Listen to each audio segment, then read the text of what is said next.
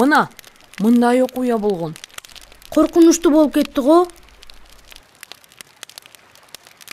Акырын угуп атасыңарбы?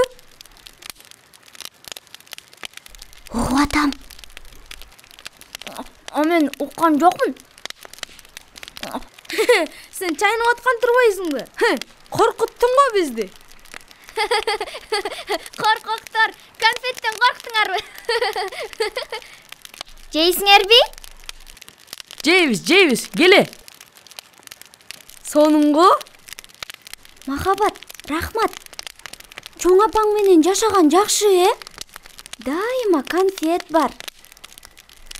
Тескерисинче, конфетке чоң апам уруксат бербейт.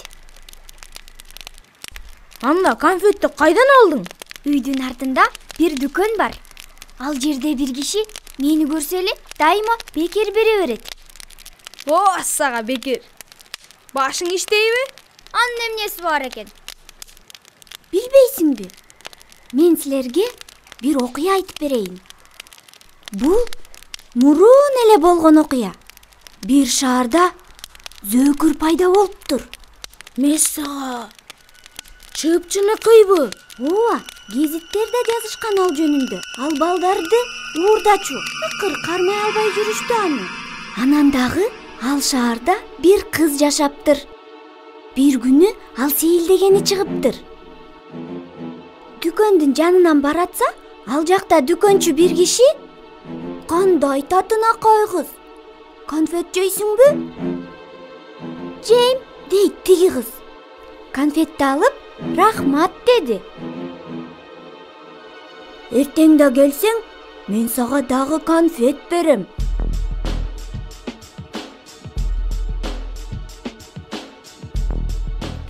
Анан эмне болду? Ал кыз эртеси күнү келдиби дүкөнчүгө? А сен эмне? Бекер конфетке бармак эмес белең? Ал эртеси күнү дагы дүкөндүн жанынан өттү. Конфеттер аябай жагып калыптыр. А тиги киши кайрадан конфет, анан дагы оюнчуктарды берди.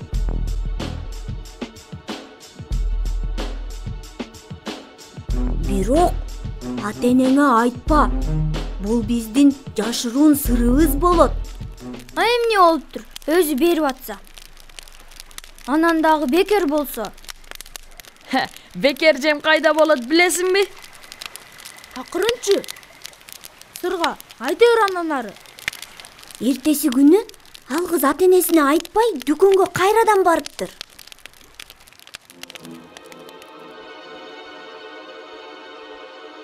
"Келгениң жакшы болбодубу? Мен сени күттүм. Кир, конок болосуң." Кыз дүкөнгө кирди. Тиги киши кайрадан конфет, анан оюнчуктарды бере баштады. Бир маалда кыз бир нерсе байкады. Мен билгем анын зөөкүр экенин.